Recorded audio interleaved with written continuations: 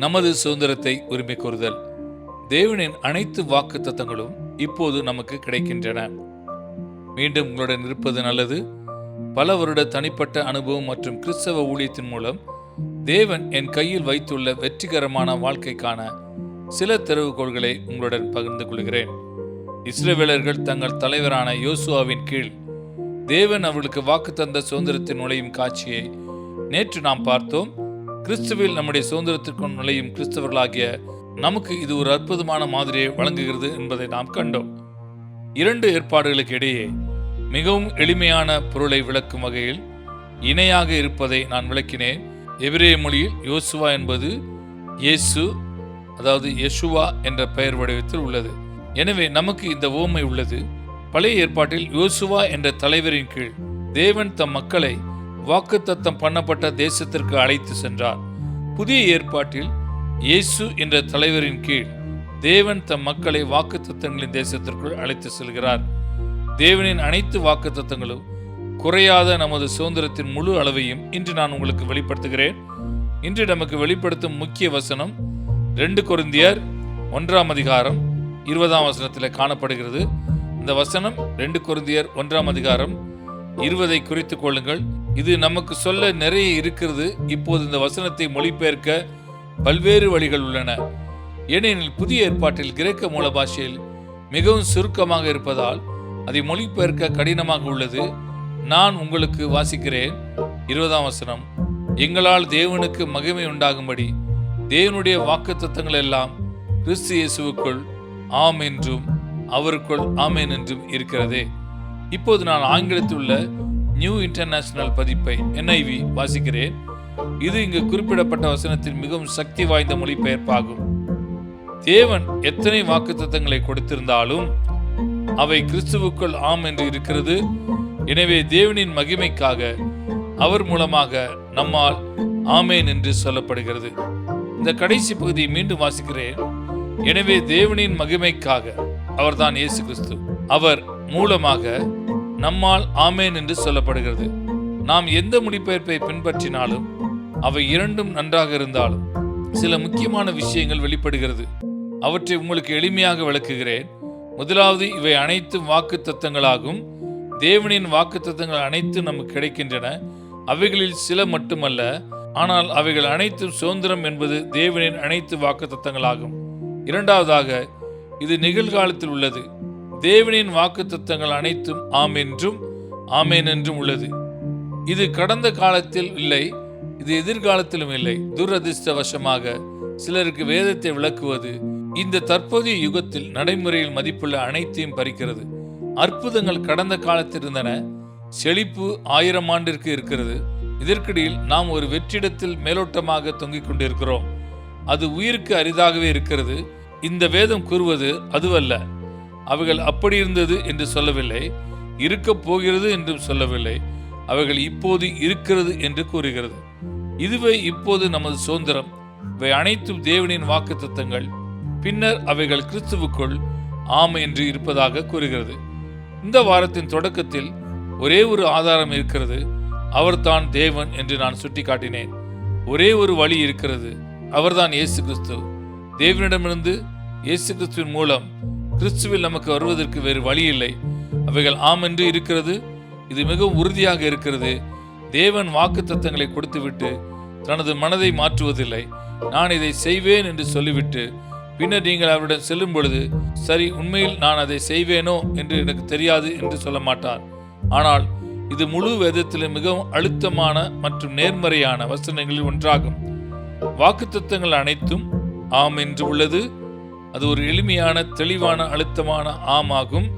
தேவன் சொல்கிறார், நான் அதை வாக்குத்தத்தம் பண்ணினேன், நான் அதை சொன்னேன், நான் அந்த வாக்குத்தத்தத்தை நிறைவேற்ற நிற்பேன். இருப்பினும் தேவனின் ஆம் என்பதில் நாம் ஏதாவது சேர்க்க வேண்டும். நான் வாசித்த நியூ இன்டர்நேஷனல் பதிப்பு தேவனின் மகிமைக்காக, அவர்தான் இயேசு கிறிஸ்து, அவர் மூலமாக நம்மால் ஆமேன் என்று சொல்லப்படுகிறது என்று கூறுகிறது. இது தெளிவானதாக இருக்கிறது என்று நான் நினைக்கிறேன். நீங்கள் வாக்குத்தத்தத்தை கண்டுபிடித்து தேவனே நீங்கள் அதை சொன்னீர்களா என்று கேட்கும்போது, ஆம், நான் அதை சொன்னேன் என்று தேவன் கூறுகிறார். இது ஆமாக இருக்கிறது. ஆனால் அதை உபயோகித்துக் கொள்வதற்கு நாம் தேவனின் ஆம் என்பதற்கு நமது ஆமேன் மூலம் பதிலளிக்க வேண்டும்.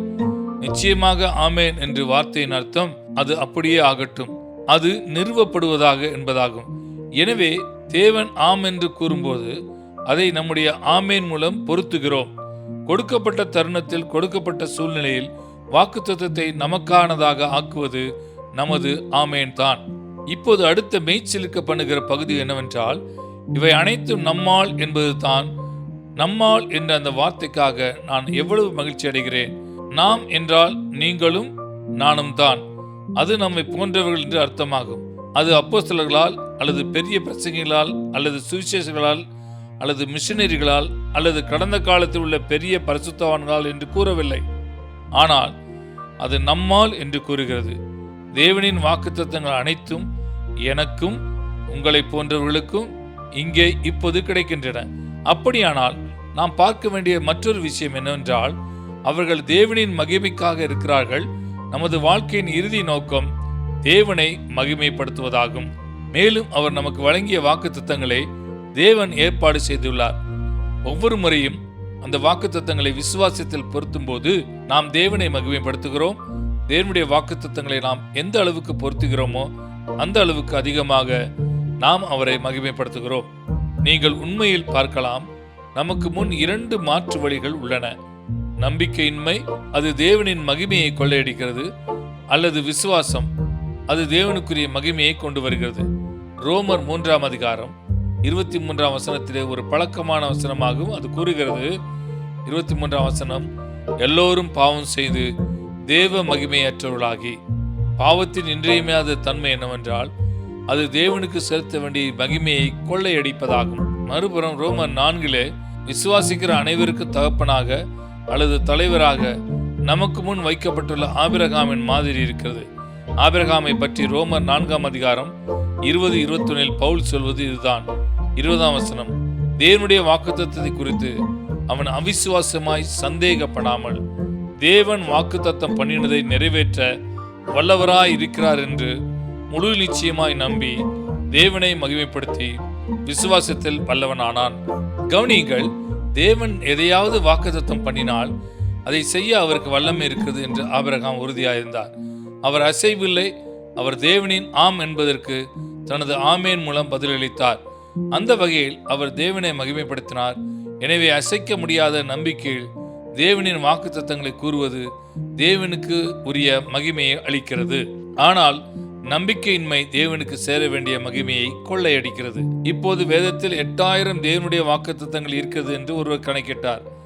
அவை அனைத்தும் நமக்கு தேவைப்படும் போது நமக்கு கிடைக்கிறது. ஆனால் குறித்த நேரத்தில் அவை அனைத்தும் நமக்கு தேவைப்படாது. எந்த நேரத்திலும் கொடுக்கப்பட்ட சூழ்நிலையில் நமது தேவைக்கான தேவனின் ஏற்பாட்டை பிரதிபலிக்கும் ஒரு குறிப்பிட்ட வாக்குத்தத்தத்தின் மீது நாம் கால்களை வைக்க வேண்டும். எனவே 2 கொரிந்தியர் 1ஆம் அதிகாரம் 20ஆம் வசனத்திலே நாம் தொகுத்துள்ள விதம் இதுதான். என் சூழ்நிலைக்கு ஏற்ப என் தேவையை பூர்த்தி செய்யும் ஒவ்வொரு வாக்குத்தத்தமும் இப்போது எனக்கானது. மீண்டும் ஒருமுறை சொல்கிறேன், என் சூழ்நிலைக்கு ஏற்ப என் தேவையை பூர்த்தி செய்யும் ஒவ்வொரு வாக்குத்தத்தமும் இப்போது எனக்கானது. மேலும் இறுதி நோக்கம் தேவனின் மகிமை என்பதை நினைவில் கொள்ளுங்கள். அவை அனைத்தும் தேவனின் மகிமைக்காகவே. பல கிறிஸ்தவர்கள் கவனிக்காத ஒரு முக்கியமான விஷயத்தை இப்போது நான் சுட்டிக்காட்ட விரும்புகிறேன். தேவனின் பெரும்பாலான வாக்குத்தத்தங்கள் நிபந்தனைக்குட்பட்டவை. வேறு வார்த்தைகளில் கூறுவதானால் பெரும்பாலான சந்தர்ப்பங்களில், ஆனால் எல்லா சந்தர்ப்பங்களிலும் அல்ல. தேவன் ஒரு வாக்குத்தத்தத்தை கொடுக்கும்போது அவர் தம் மக்களிடம் நீங்கள் அப்படி செய்வீர்களானால் நான் இவ்வாறு செய்வேன் என்று சொல்கிறார். ஆனால் நாம் முதலில் நிபந்தனையை சந்திக்காத வரை வாக்குத்தத்தத்தை பெற நமக்கு உரிமை இல்லை. கடந்த வாரம் நான் கையாண்ட ஆசீர்வாதங்களின் வாக்குத்தத்தங்கள் இதற்கு ஒரு சிறந்த எடுத்துக்காட்டாகும்.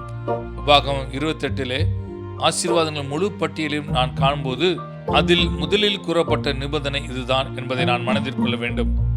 உங்கள் தேவனாகிய கர்த்தருடைய சத்தத்திற்கு உண்மையாய் செவி கொடுப்பீர்களானால். எனவே நாம் கர்த்தருடைய சத்தத்துக்கு உண்மையாய் செவி கொடுக்காவிட்டால் அந்த ஆசீர்வாதங்களை பெறுவதற்கு நமக்கு வேதபூர்வமான உரிமை இல்லை. நாம் தேவனின் நிபந்தனைகளை நிறைவேற்ற வேண்டும். பின்னர் நாம் பார்க்க வேண்டிய அடுத்த விஷயம், இதுவும் மிக முக்கியமானது.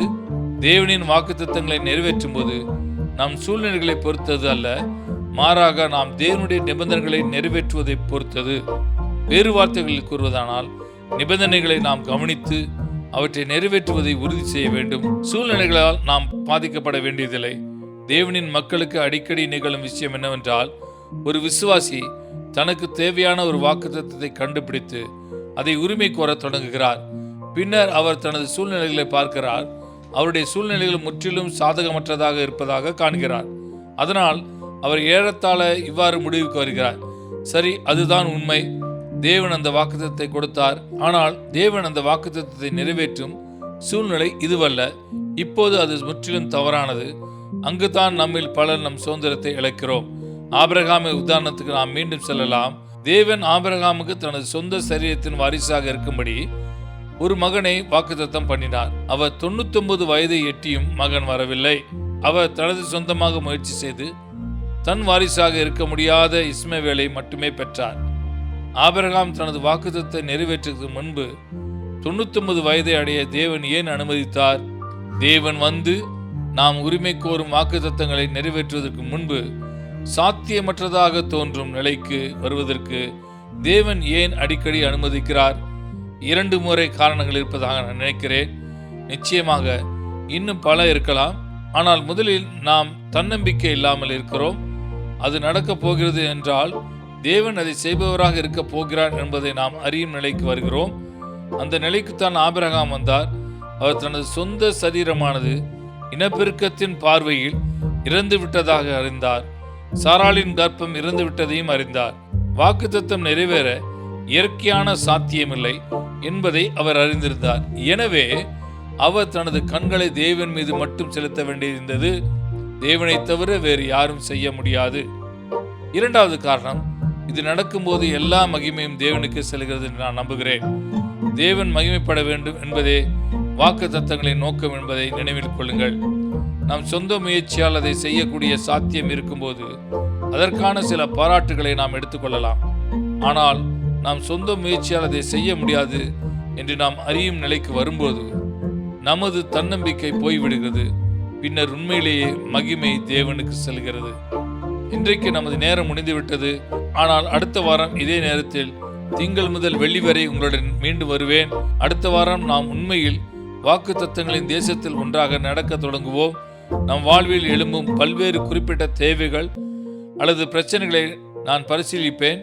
அந்த குறிப்பிட்ட சூழ்நிலைக்கு ஏற்ற தேவனின் வாக்குத்தத்தங்களை எவ்வாறு கடைபிடித்து பொருத்துவது என்பதை நான் உங்களுக்கு காண்பிப்பேன். ஆமென்.